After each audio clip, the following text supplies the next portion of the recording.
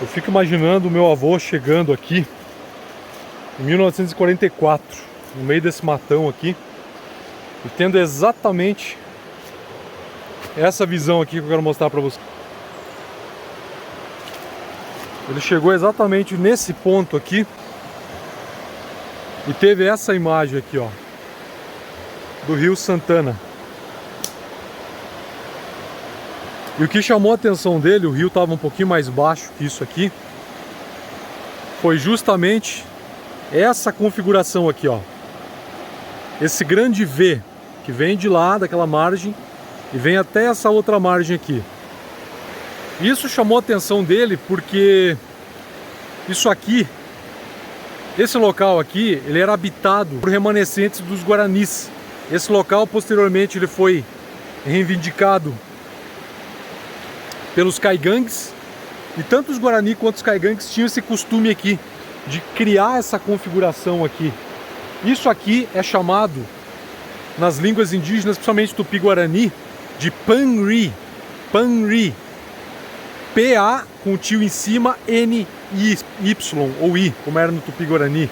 Caigangue chamava de Panri. Panri. Meu avô e os locais aqui começaram a chamar esse tipo de configuração de pedras aqui de Paris. Paris provavelmente para dar uma abreviada, dar uma simplificada, né? Os índios então eles faziam isso aqui há milênios. Empilhavam pedras desse lado, empilhavam pedras do outro lado e faziam um grande cesto de taquara, um bambu que é típico aqui do sul, nessa região aqui, ó. Vou até deixar umas imagens aqui para colaborar com o que eu estou explicando. E eu também vou avançar aqui e vou ir até aquela ponta ali para a gente ter uma visualização melhor de como isso aqui funciona.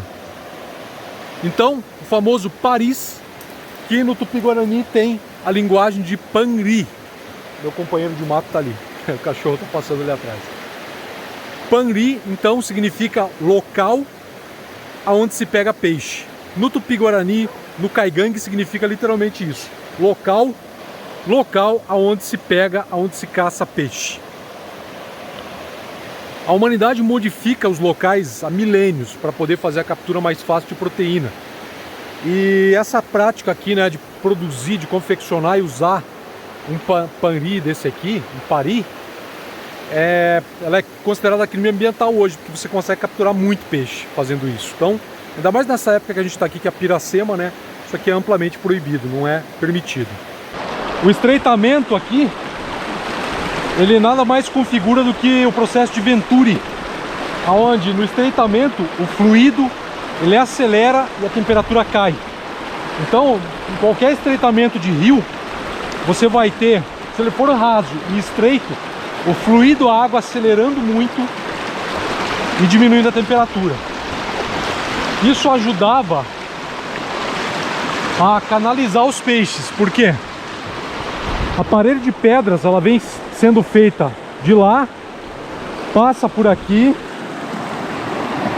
e vai embora até a ponta ali. A mesma coisa do outro lado lá, ó. A mesmíssima coisa ali. E ali na ponta a gente tinha o cesto, o famoso cesto de bambu. Então, você pode ver aqui, é um local que não é tão fundo. A gente sempre tem que fazer isso aqui. Os índios faziam, obviamente, no lugar raso. E aqui é a ponta. O bico do pari é exatamente aqui, ó. Naquela ponta do lado de baixo ia ser construído o cesto.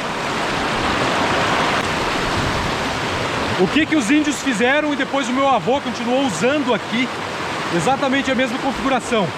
Nesse bico a gente tem mais pedras para que fique mais raso ainda. Onde é que tá a água aqui, ó?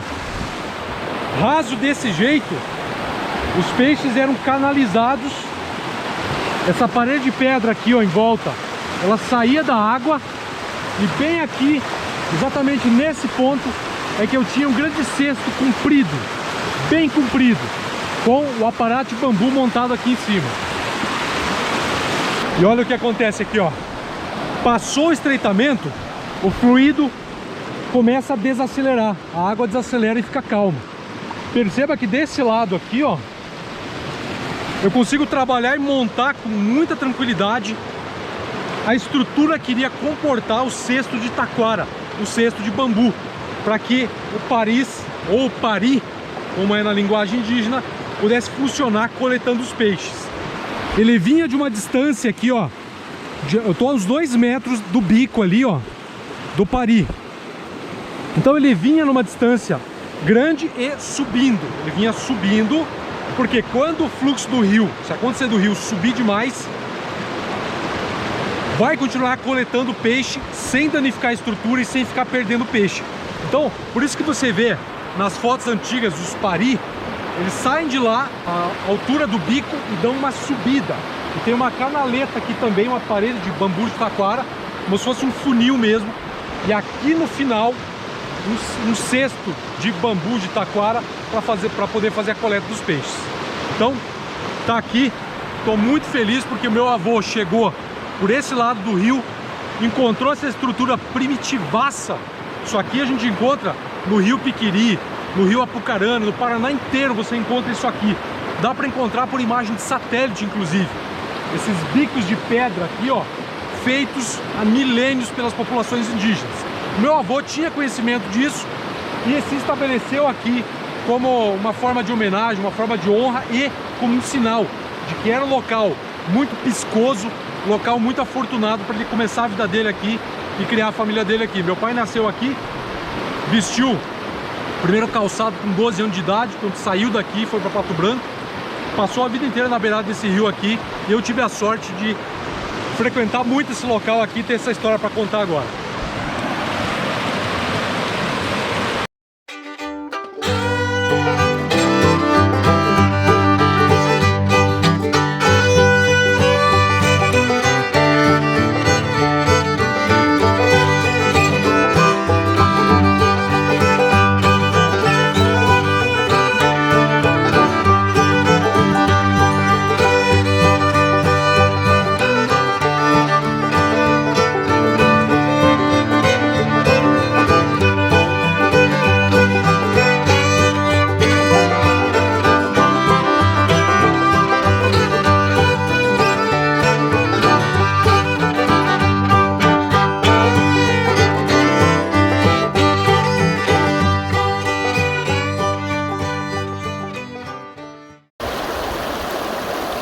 Estou aqui no rio experienciando a reconfecção do pari, ou panri. Comecei a fazer esse lado aqui, pegando as pedras do lado de lá, trazendo para o meio, do lado de cá, trazendo ali, para ter a sensação real de como é que é construído isso aqui. Ali no meio eu deixei com uma curva, que essa parte de cá, ó, ela está muito funda, então eu só peguei as pedras que tinha aqui e deixei ali. Deixei com uma curva aqui, não tem problema, né? A ideia é fazer um V, não precisa ser um V perfeito.